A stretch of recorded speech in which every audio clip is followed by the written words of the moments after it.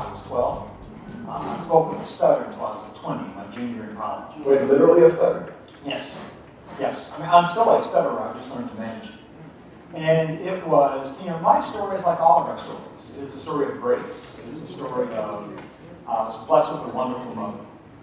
People ask me, you were raised in East Baltimore? I said, no, actually, I was raised in my mom's house. My mother, God called her home about 7 years ago. Her name was Claire Spitz. I tell the story. So when I was failing all classes in middle school, and they brought me in for a series of tests to try and figure out why is it that Byron can't read. And they called my mom in. At that particular time, my mother had a 10th grade education. She was a seamstress at the London Fog Coat Factory. And eventually she would go back to school because she knew, like all of us, the power of education. It took her 9 years to finish college. And Morgan State University, HBCU in Baltimore. She was a sociology major and spent the bulk of her professional life working in families much like her own. But in that particular moment of crisis, she was a woman of limited means. And the great thing about moms, those of us who are blessed to be fathers, we're cool. But moms are special. Black moms are.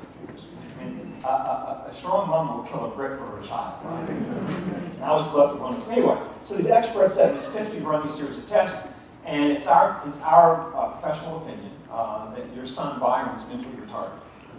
And we believe he should be institutionalized. And how old were you? I was 12. And my mother said, my mother loved the Lord, quote scripture. She could also have a heated conversation with any sailor in America. So she threw some scriptures at him. She threw some other words at him. And said, test him again. And they said, well, didn't you hear what we said? She said, well, didn't you hear what I said? Test him again. So they ran the series test again. And they brought us back several weeks later and said, Ms. Pitts, the results are the same. It is our professional opinion that your son, their words, is mentally retarded. He lacks the mental capacity to live a normal life. And so we recommend that you either place him in an institution because you lack the resources to support him, or bring him back when he's 18. There might be funding in the state of Maryland at that time. And my mother says, if I wait until my boy is 18 years old, my baby will be dead or in prison. He needs help right now, and now it's available. But fortunately for me, what my mom lacked in resources at the time, she metaphorically, the old folks would say, her knowledge of the word. For all of my life and much of her life, my mother wore around her neck a small mustard seed encased in a clear plastic ball. It was a reminder of the scripture in the book of Matthew that says, if you have faith just the size of a mustard seed, you can say to any mountain move from here to there, and nothing will be impossible. Right. And so it was with my mom was mountain moving faith that she got me the help I needed. Someone asked my mom once, how was she able, as a single parent, as a divorcee, to send 3 kids to college? And she said, oh, it was simple. I told each child, you will go to college or I'll beat you to death. so all that I have, all that I've been able to do is because I was blessed with a great mom.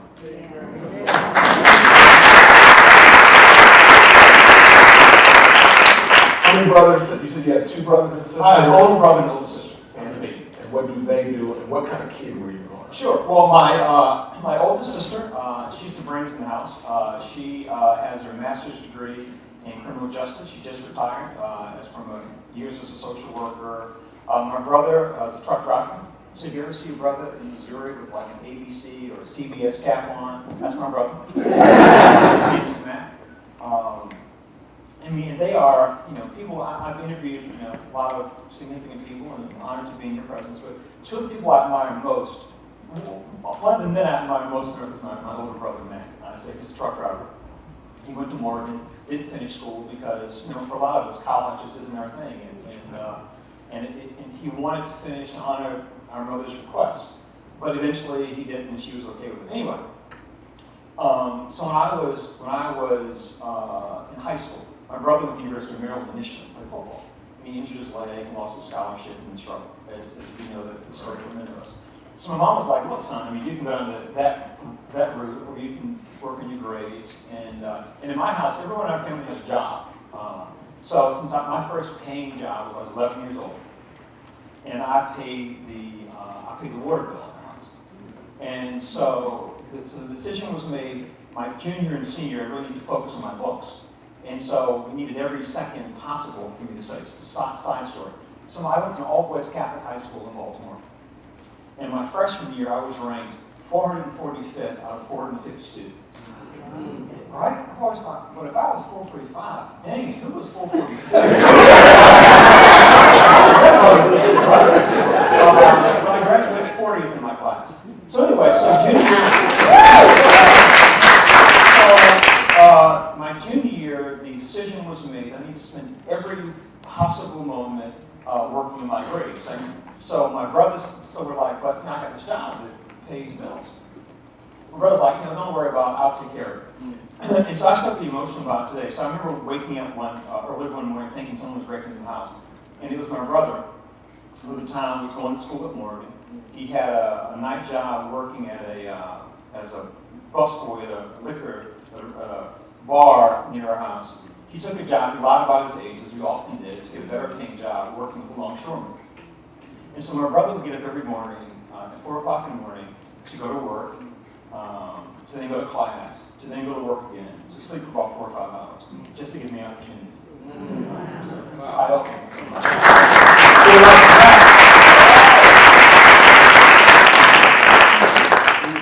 Melody Hobson. Oh, Melody's awesome. For Capital. We had her here once, and I asked her, I said, when did you realize when you were a kid that you were a mutant, like a freak of nature? When did you realize you were different? So same question for you. When did you know that you just had something different and that you were going to do something amazing? When did you know that you might have been different than the rest of the kids in a really positive way? I don't know if I ever felt that way. I certainly felt that, I had this unbelievable mother who was such a driving force and was so strong and so positive and so demanding. There was that. And one of the things I'm most fortunate about, and I don't talk about it often, certainly in the course of my work, but my faith that I learned to my mother's need. And just knowing the power of God's grace that, my mother is an incredibly optimistic woman, taught us to be optimistic, and she convinced us that my mother's philosophy in raising kids were 3 things. If you work hard and pray hard and treat people right, good things will happen. Mm-hmm. And so I always felt like I knew that I was a child of God. And I knew that for all of my limitations, from my stutter to my challenges with reading, even today I'm a slow reader. It takes me a while to, I'd much rather in the course of my workday be shot at than to be handed a press briefing that I need to digest on live television. Because what do you mean by shot at? Oh, I've covered war zones, Iraq. I'm cool, man. Going to Afghanistan is like going to, parts of East Baltimore. But I know my own limitations. And so I always get kind of freaked out about it. But I knew from my mother, but I knew that, I saw it so many times in our life, in our house, that if I just did my best, that God would do the rest. I know how incredibly limited I am. As a journalist, right? Not that good looking, don't have great voice, not that bright, not that well traveled. Not a lot of hair. Not a lot of hair. And to be where I've managed to get to professionally, it speaks to God's grace. Like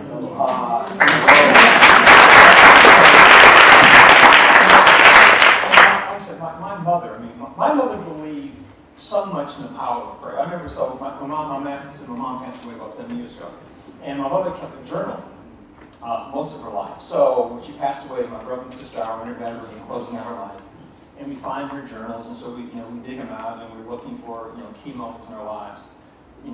Weddings, birth of children, graduations, that kind of thing. So I remember, on my 18th birthday, freshman year in college, on academic probation, after doing well in college, my mother and I talked about what we thought God wanted me to do with my life. And so we decided that because of my issues with literacy and speech, that words mean a great deal to me. And one of the fundamentals, as my journalistic colleagues will know, is as a journalist, it's my job to give voice to the voiceless. And I certainly knew what that felt like because I couldn't really speak. And so we decided that maybe that's my calling. That's the gifting that God's going to give me. And so we're talking so where do journalists where's the biggest place you can be a journalist? So my mama said, well, 60 minutes, and she loved Ed Bradley. So it was like, okay. So mama said, okay, that's where you're going to go. 60 minutes. Okay, yes, ma'am. So you were freshman in college? Freshman in college, and that's your probation. And so we went to my mama's room, got on our knees and prayed. Anyway, so I'm looking at, so I remember that as we're sitting there, as you reflect on moments in life. So I go and I find that day in her journal, and sure enough, she references that day. And at the end of her day, she says, Lord, we claim this in Jesus' name. And then, my mother had a great saying. She said, every dream has an address.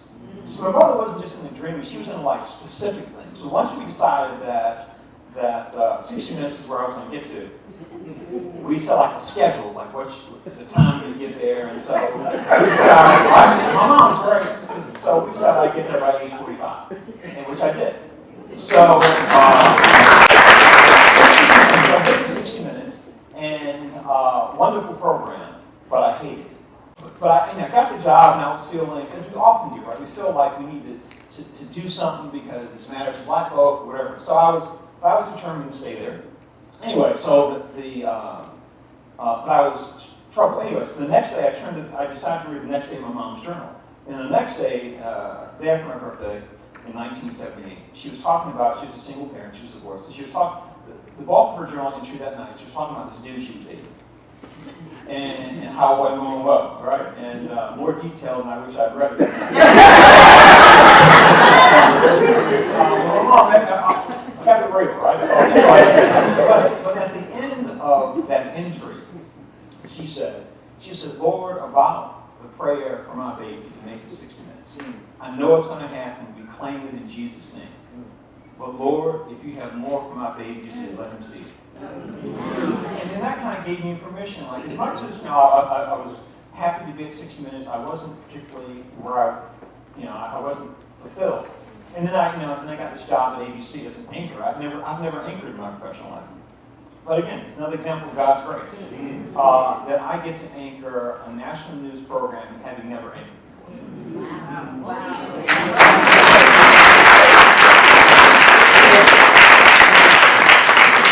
It's funny, I remember like my grandfather or the generation or two before me talking about when Joe Louis was fighting on the radio and he'd knock somebody down, they would jump up and celebrate. I remember one day we was watching 60 Minutes and you came on, I was like, yeah! So thank you, man. Thank you. So you touched on it a little bit. When did you first know that you wanted to do journal? Like, what was a couple of key components for you on journalism? Well, the church I grew up in, New Shiloh Baptist Church in West Baltimore, in Maryland,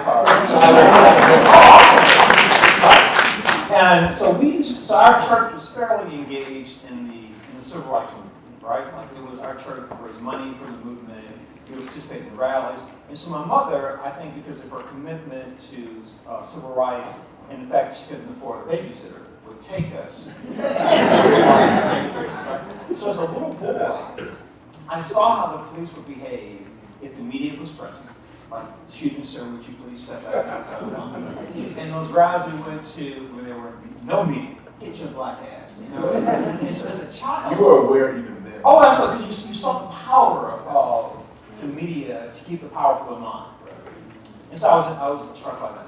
My mother, again, the strongest person I've ever known. I've only seen my mother cry 3 times in my life.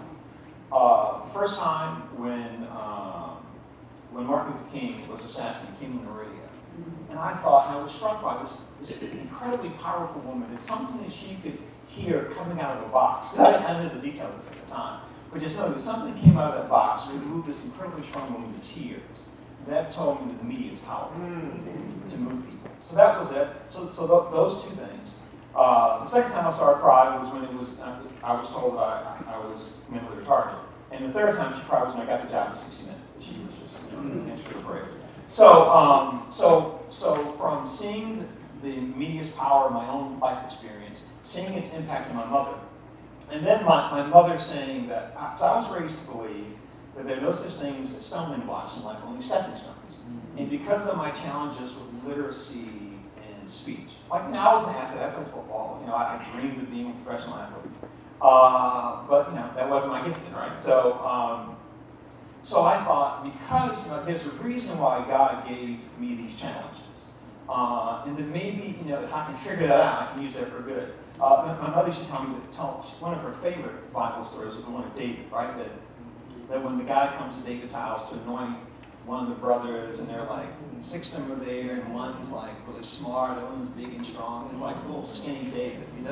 No one's impressed with him, he's not, and so the guy's like, so where's your other son? That's David, he's out dealing with the sheep, he's not anointing one of these.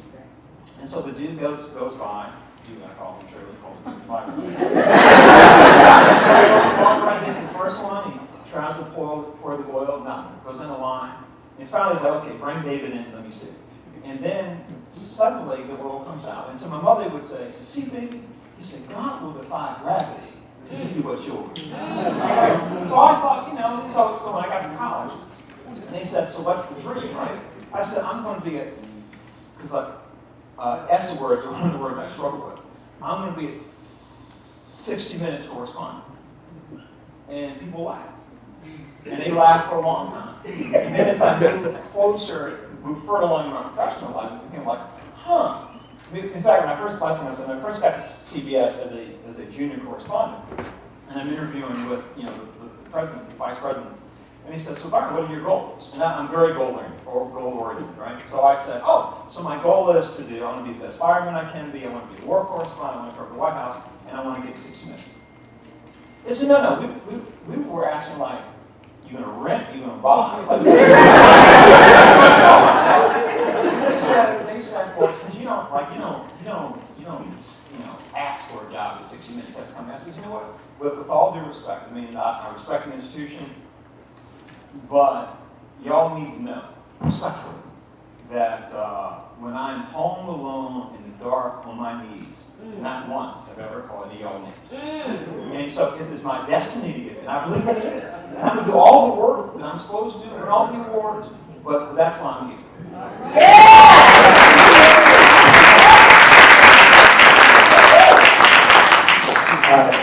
Give us some dirt. What's one of those interesting stories you worked on, or one of the quirkiest people you interviewed that you feel comfortable, or not comfortable, just tell them. Sure. I have a couple of characters. An example of, like, you know, how terrible my judgment can be. So the first time around, I covered John Edwards in his run for president from North Carolina. And people asked me, because he was so impressive. And you know how, like people who can just capture a room because they're so dynamic. And I remember telling one of my friends, you know what, this dude, he is Bill Clinton without the moral baggage. Man, did I get that wrong. In fact, I met one of his homeboy, this guy, white dude who grew up with him in South Carolina, who was always with him. It was like his body man on the campaign trail. 4 years later, he got in the political bug, and now he was working for somebody else. I'm like, dude, what's up? I mean, you know, John's your boy. I mean, you've been boys since you were, like, you know, 8 years old. What happened? He says, Byron, let me tell you, there's only 2 kinds of people. There are those who are humble and those who will be humble. John will be humble. And this was like maybe 2 years ago, I think. You know. But yeah, but all of us are. Okay, so that's one. Quick, here's my taking all the presidents. Because I've interviewed the last 6 presidents. So, Barack Obama. Now, my mama would strike me from heaven if I said anything unkind about him. So but he brother's charming, he's smooth, he's down. He's like a brother from around the way, right? Like I covered him when he was running for president. He would go off the trail every, like, a couple days a week to be with his family. And he, like, dap a brother out at the airport. And then once he got Secret Service, he'd be like, okay, yes, sir. But he was so cool. But laid back cool. Like, not necessarily the brother you want to, go have chicken and waffles with. But certainly something you could admire and respect and appreciate. That was him. George W. Bush, photographic memory. Which one's that one? The young one. Photographic memory, very charming guy. he was a cheerleader in college, so he's into like pleasing people. But again, a nice enough guy, separate from his politics. Bill Clinton. As I always describe him as like sort of the most sexual human being I've ever been. So I'm about to clarify that. Oftentimes, political figures, they have body men, right? And it's their job, like giving them meds, keeping them on schedule, that kind of thing, right? And so, but he had two body men. So he had one whose job it was to kind of like keep him on schedule. And the other body man, his sole job was to keep him off of women and women off of him.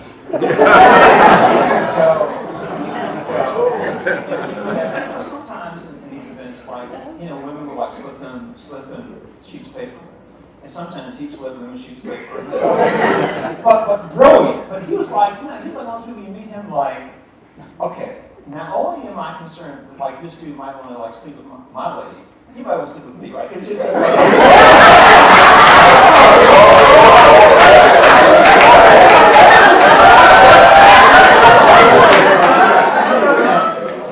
I said one thing on this. Y'all know I rebel sometimes. But like when I met him in Phoenix, like the first time, and they always talk about he's like got this intense ability to focus on you. And he was like looking in my eyes, right? And I'm looking in his eyes. And I'm like, man, what are you thinking?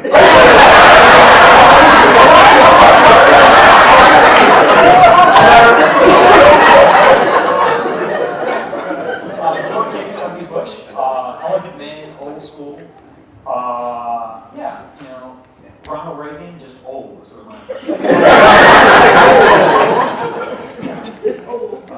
Okay, what about? Okay, that's good. You don't have to say anything else. But give me one other non-president, maybe somebody we know that you interviewed that I don't know. Just something. Okay, so Nelson Mandela. So I was thinking, a perfect example of how good God is, how God, works things out. So I was a local reporter in Boston, and when Mandela was freed from prison, one of his first stops was to the U.S. So I think he went to D.C. Anyway, so I was a young reporter in Boston, one of the few black people on staff, and they were giving out assignments for Mandela. I thought, oh, awesome, I get to participate. And so I'm looking at the schedule, and so Mandela arrives in the U.S. like 6 in the morning, don't see my name. He's at this event at 9, don't see my name. He's someplace else at 1 o'clock, 5, like, okay, well, maybe I'm not. Anyway, so finally, like, I see my name. 3 a.m. to 7 a.m., stake out the hotel. Right? I mean, like, Nelson Mandela is like an old dude, right?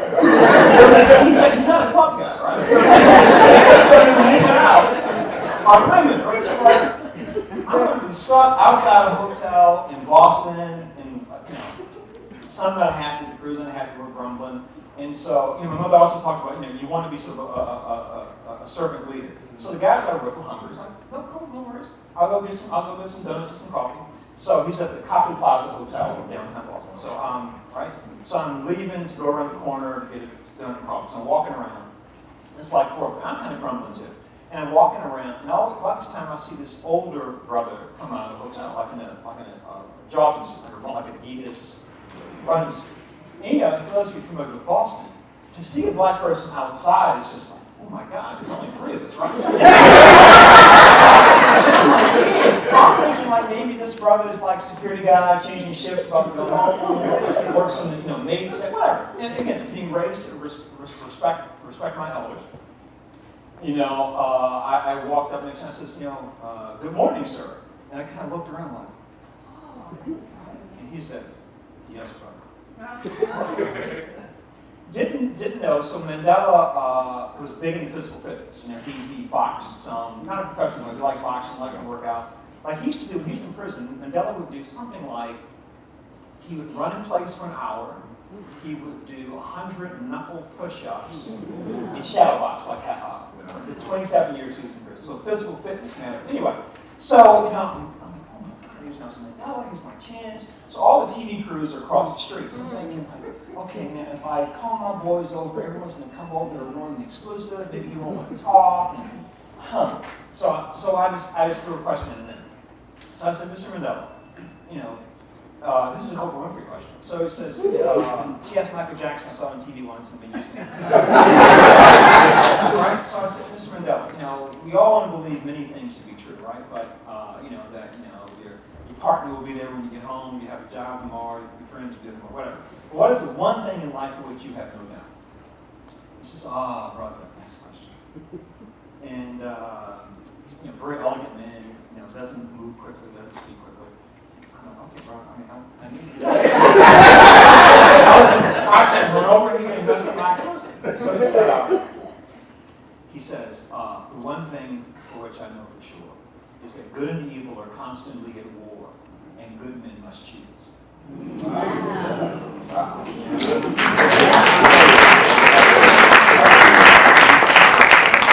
Okay, let me ask you this. The African American leaders, we got a lot of folks in here, and I think I said earlier, when I was mayor, I was wondering to my community, are we better off if we have an African American mayor? I was so thrilled when you became mayor. I mean, separate from my job as a journalist, I wanted to have the chance to come grill you about whatever was going on in the world at the time. Right. But just as a man of color, just to see how you carried yourself, how you represented the city, and how you made this transition from professional athlete to public figure, with so much grace, so much elegance. That when I think about, my mother, as I mentioned earlier, was a big fan of yours. I mean, my mother celebrated the election of Barack Obama. She celebrated your election with the same level of enthusiasm. So thank you.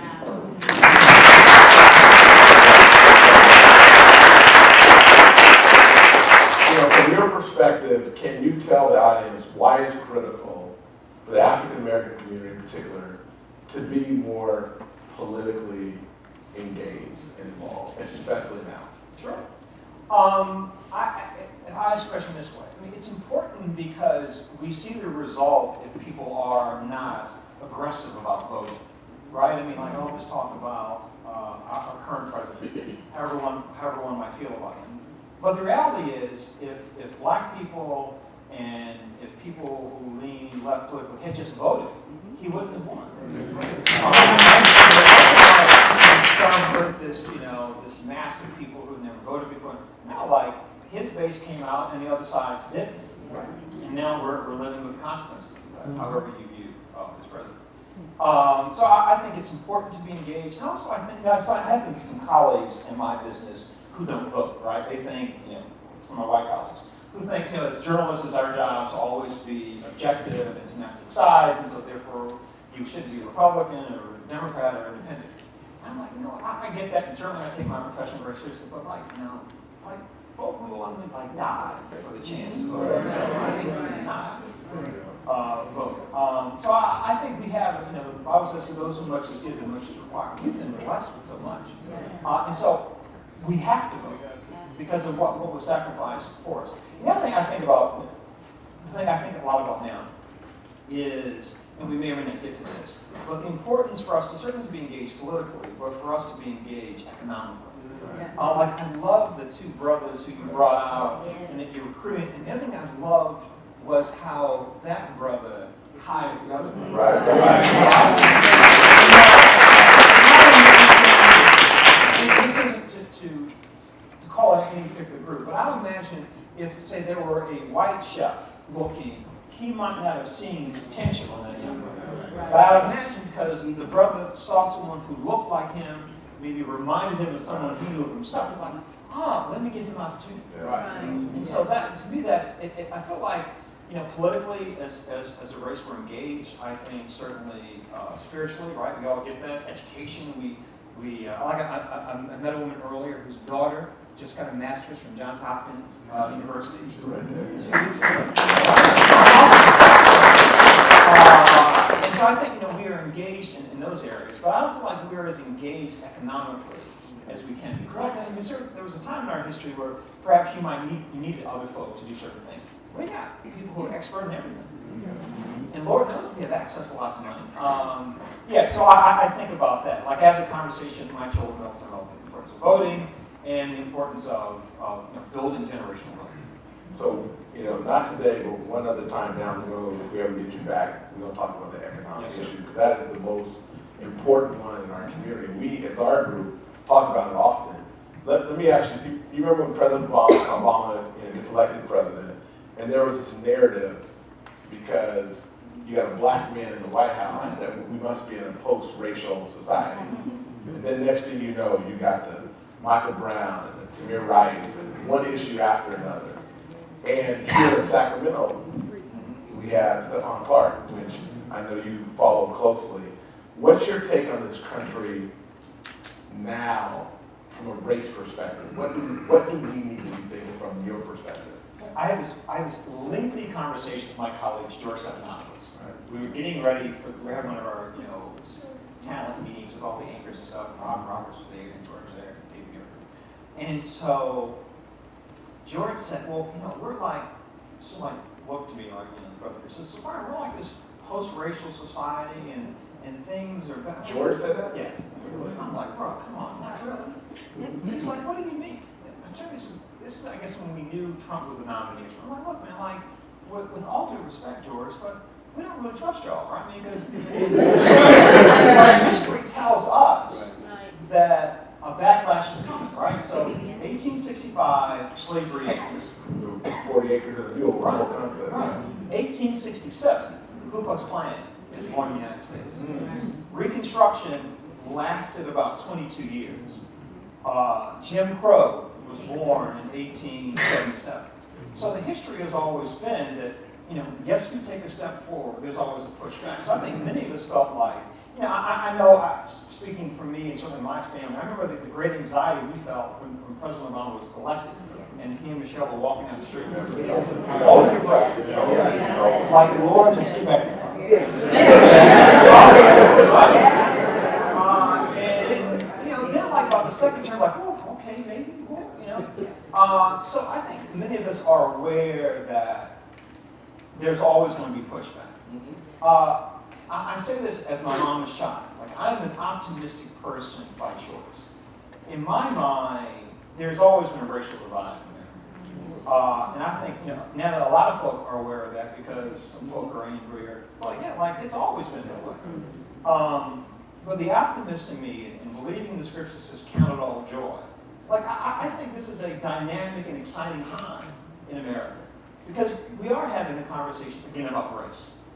I think the names that you mentioned, brothers and sisters have had violent encounters with police before cell phones. And so what we're seeing is new. We're hearing more about it. Right. Certainly because I think because of who's in the White House and the tone of this administration, it's in our face a lot. Like I had, just the other day, my daughter, my youngest daughter, her name is Christiane. She's an actor. She's starring in Bronx. Parental bragging here. She's starring in Bronx Tale on Broadway. To Broadway. Normally the lead was a blonde white woman. They decided in Age Hamilton to cast one of color. That's my daughter. That's my baby girl. Right, so proud. Can we get some tickets? Oh, right.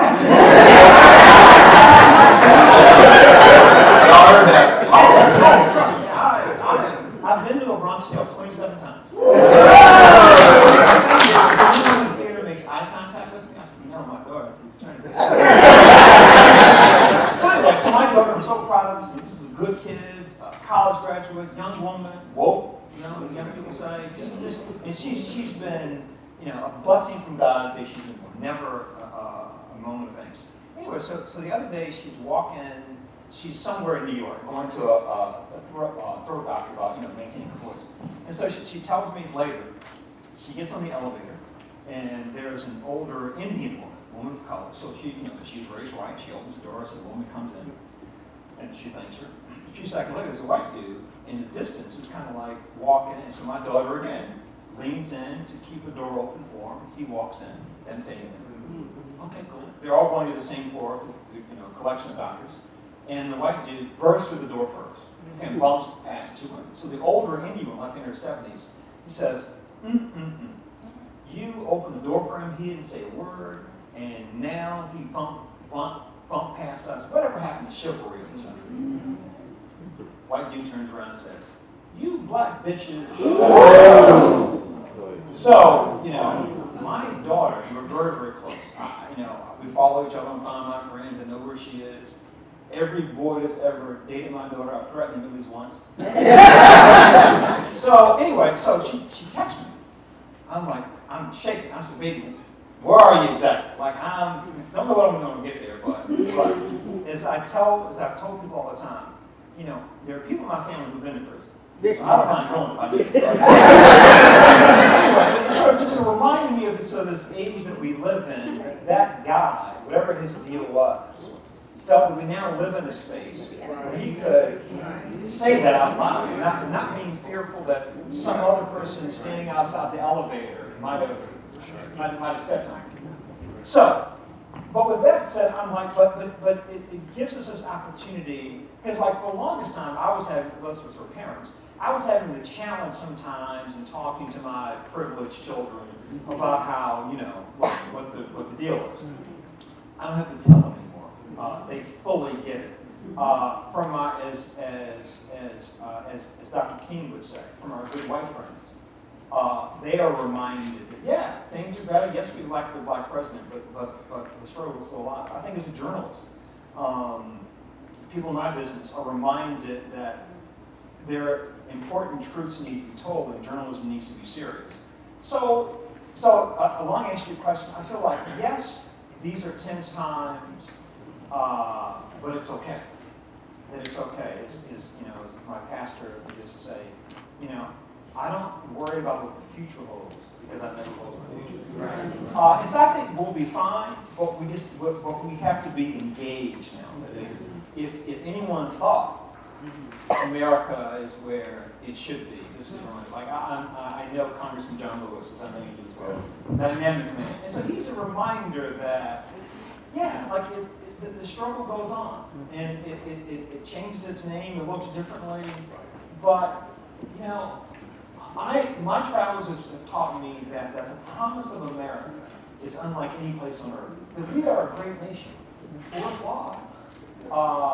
It is the American dream is a promise, and we all have to be engaged in it all the time. So yeah, it's tough now. It's been worse in the past. Right. You know, my great grandmother was born a slave. And now, you know, I'm sitting on the stage in this beautiful theater, talking with the brother who was the first black mayor of Sacramento. So no one can tell me that America hasn't come a long way. And I personally didn't even remind you that we have a long way to go. And as Nelson Mandela said, good and evil are constantly at war. Good men, good women must choose.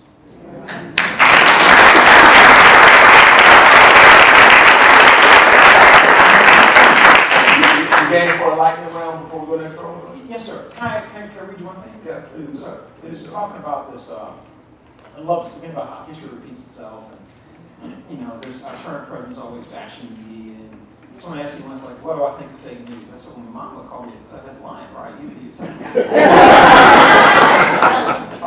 Anyway, so I have a question for the audience. Tell me who you think said this. Again, mindful of the times that we live in now. Who do you think said this? Sorry, my daughter could find this much faster than me, but those of us of a certain age don't do this thing. Sorry. Oh, no, you good. Hey, Marlon. Yeah. If somebody give me one of those low hot sauce. Somebody get it right, I'm gonna give them hot sauce. You got a question for me? Okay. You take one too, you might have to. Y'all get the answer right, you're gonna get some low hot sauce.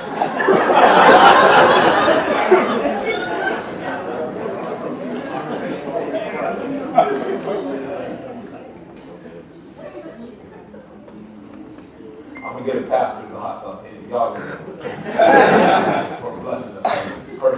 Per cue, you gonna get it.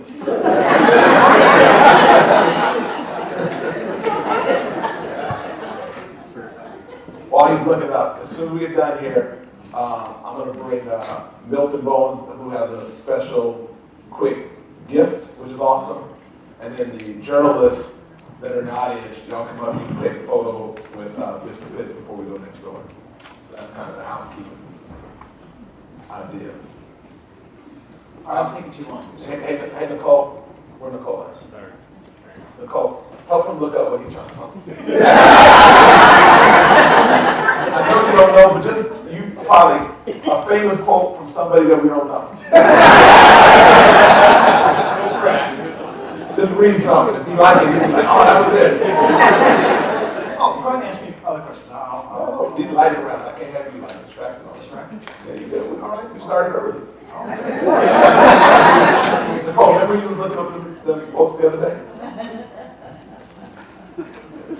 That's gonna be funny. She's fine. Read one. Oh, you read it from there. We hear you. See if this says. I had reasoned this out in my mind. There was one of two things I had a right to, liberty or death. If I could not have one, I would have the other. Is that it? Yeah. Okay. You know what that is? I'm gonna give you the hot sauce. Wait, who'd you say? Wait. Somebody, right here first. Somebody say. That turn. Harriet Tubman, was that right? All right. Sister, you get the hot sauce. Byron, you get the hot sauce. Here you go, right here, Byron. She one of our journalists. Yeah. All right, I got another one.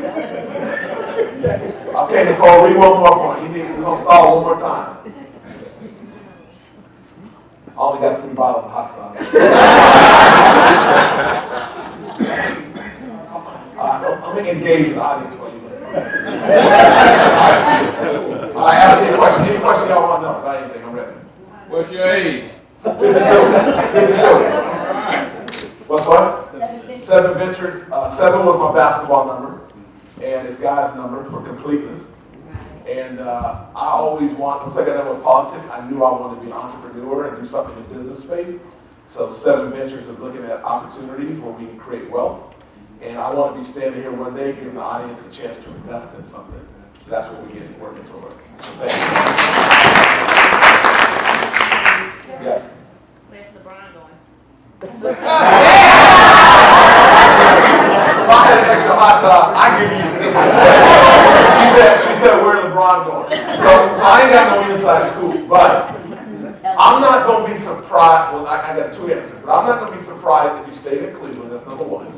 And that's kind of what I'm rooting for. And number 2, I just feel like, how does he, if he does leave, how do you not go to LA or New York market, right?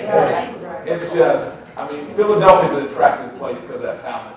But I think he stays in Cleveland. If not, he's going to go to one of the bigger markets. That would be my guess. Where do you say he's going? Okay, where are you going? San Antonio? If you go to San Antonio, I will fly you. Wherever you want to take with you. Y'all heard that, right? What's your name? What? Yvonne what? Nicole, write that down. If LeBron goes to San Antonio and plays for the Spurs, I will fly Yvonne +1 Wilson to San Antonio. From Sacramento, though. She tried to get to Europe and give me the flight. You know how my people work. All right, go ahead. When are you going to be a guest on Family Matters? That's a radio program. Oh, I'm trying to think. I know it's Wednesday. Is it Wednesday? What is it? Okay, let me get it together. I'm trying to go do my schedule.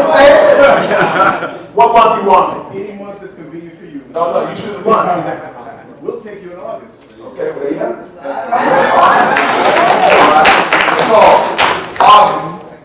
All right. Milk. Who should the Kings draft? Who should the Kings draft? They got a second pick, right? So I'm gonna say this, but I don't follow it. I don't like scout the college scene that much. But it'd be hard for me to imagine. I think the dude from Arizona is gonna go first, right? I'm not saying it. 8. 8. Yeah, I think he's gonna go to Phoenix first. Yeah. How you? I'm gonna go with Bagley. That's all. They got that guy, the foreigner, right, that they talk about. He got game, but then that's gonna mess up my Fox rotation. Like, so that's where I'm going. But I admit I don't study it well. All right. You got it? I can't find if I can paraphrase. Wait. You can paraphrase. Does she know it? No. He can paraphrase if we need. Hold on. Last question, then I'm going to Byron. Yes, go ahead. What do you enjoy most about being the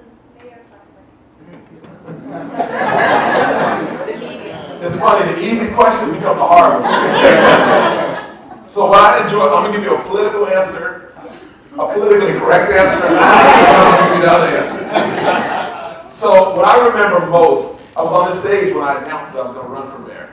And I had never run for anything. So when I got elected, I ran for class president in 3rd grade. But other than that, I had never run for anything. So when I got elected, just that night of getting elected, on the same night that President Obama got elected, like that was like history, right?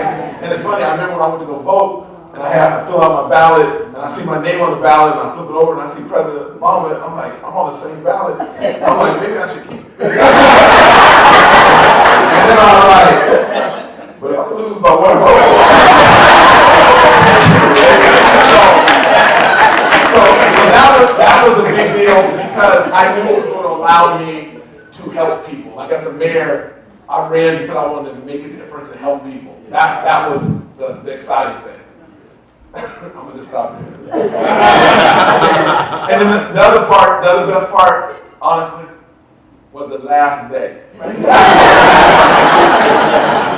December 13th, 2016, at 6:54. I walked out of that city hall. I swear to God. I crossed my heart. I walked home. I lied to you not. I just wanted to soak it all in. And just like the Bible, I did not look back. All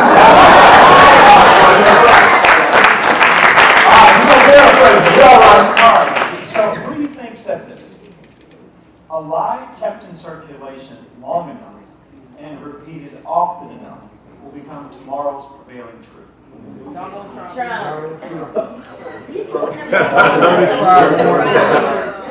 So not Trump. Raise your hand and I'll call on you. Raise your hand. Go ahead. Go ahead. Orwell. Who?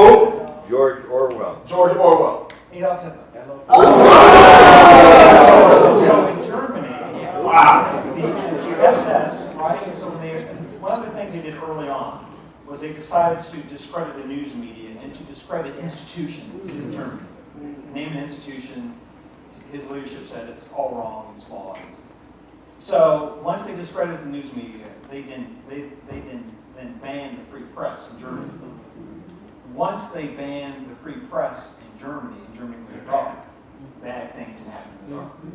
So not to suggest that this administration is going down that same road, but it is a reminder that history repeats itself. That when leaders attempt to discredit institutions that are sort of fundamental to a nation, and there's reason to pay attention. Wow, that got me nervous. That was deep. You did a good job of paraphrasing and reciting that from. Well, it's funny because I've said it so many times, and I found the beginning of the phrase. I remember. And then it got you going. Yes, sir. Okay. All right, here's our lightning round. Okay, yes, sir. Lightning round. Then we're gonna get out of here. So I like your socks, though. I like your shoes. Thank you.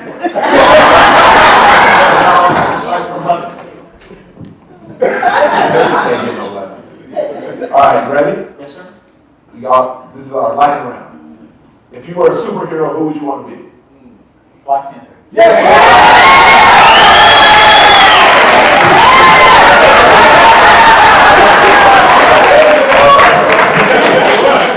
Favorite book? Have two. Yep. Power of Positive Thinking by Dr. Norman Vincent Peale, my mother's favorite book in the Bible. Favorite book in the Bible? I'd say my favorite scripture is Joshua 1:9. Be strong and courageous, never be discouraged. Our God is with thee always. Favorite movie? Ooh, now don't judge me. Oh, we going to. Okay. But I'm the dude, right? So if it ain't blowing up, if you ain't getting shot, then I'm for it. So don't laugh at me. I'm amongst family. I can say this. Any movie with Steven Seagal in it, I love it.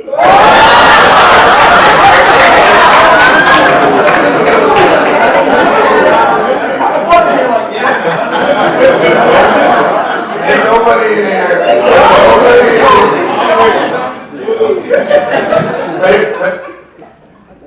Favorite food? Anything my grandmama cooks. Give me one thing she cooks that you like. Cabbage. Favorite animal? Dog. Favorite professional sports team? When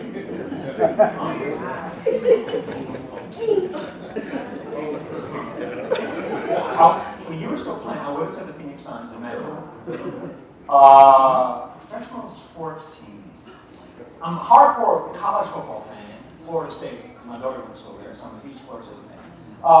Okay, now again, don't judge me. This is how I often pull for NFL teams. You gonna say Green Bay Packers? Oh. No, so for me, my rule has always been, again, don't judge me. Any team with a black quarterback or a black quarterback. Doug Williams. I was working in Florida, the church I went to, God-fearing people. We had a special altar call for Doug Williams at that. Got at church early. That's what we don't see. One of my friends, I love everybody. One of my friends, like, you're pulling for, Russell Wilson, you're pulling for Kevin Johnson because they're black. No, I'm not pulling because he's black. I'm pulling because I'm black.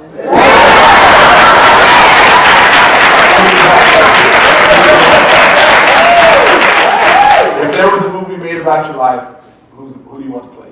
Well, everybody says Denzel Washington, right? Cory Booker. Who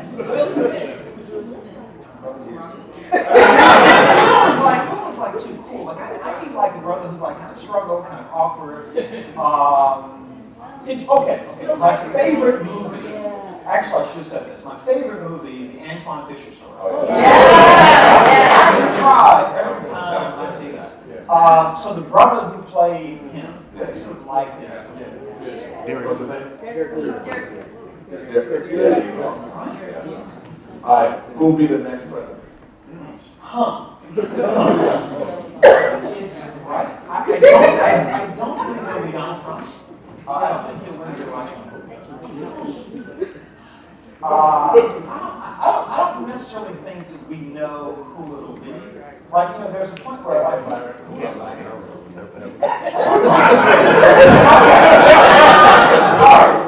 Say it, claim it. Kevin Johnson.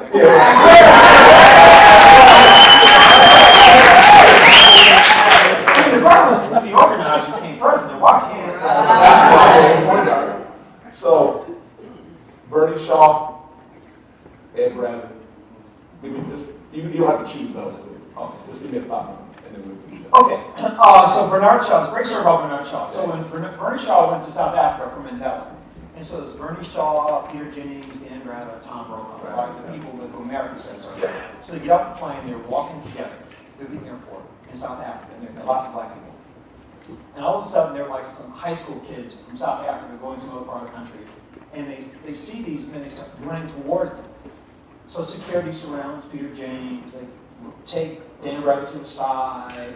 They secure Tom Brokaw. All the black kids run to Bernie Shaw. Right. CNN, like he was. Right. That's what they meant. Right. But my hero, in fact, one of the reasons why. So my heroes in journalism were, in no particular order, Brian Gumbel, Diane Sawyer, Dan Rather, and the late Ed Bradley. I mean, one of the things I loved about Ed was Ed told me, I'm 57. I remember, for some of us remember an age, like, you might see some black people on television. They didn't sound like black folk, they didn't really kind of act like black people. And there are some of those on TV right now, but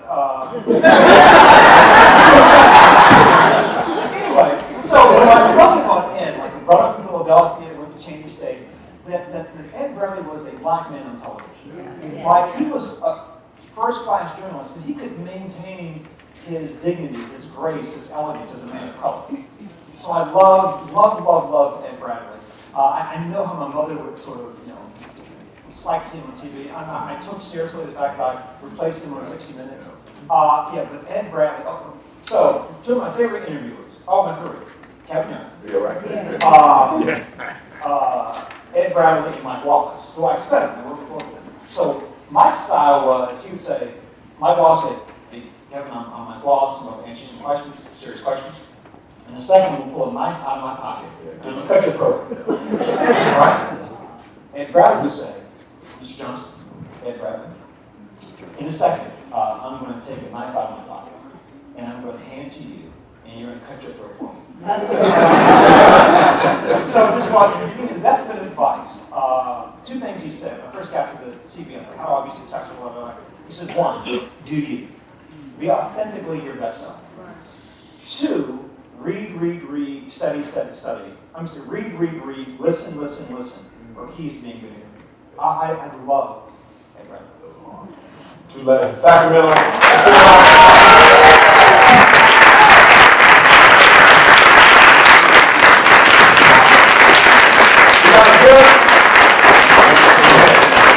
You got no phone in the house?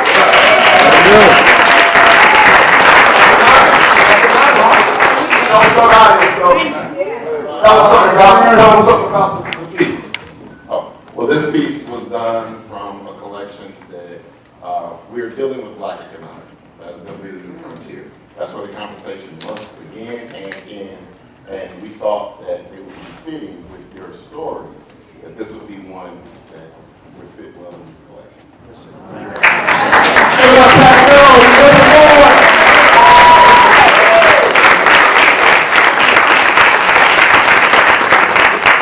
Photographer here too. Look up here. And then I need my journalist to, oh, perfect. Come on up. Build. Look up here, balcony. Oh, Thank you. you can see right now. Thank you. Antonio, come on up so you can get the photo. Any other journalists? And then the pastors, you guys can come get a quick photo for y'all roll. And then everybody else, if you guys want to go next door, want to get a book, we'll sign it. And he'll take photos next door. Thank you all so much. All right, we'll give a round of applause.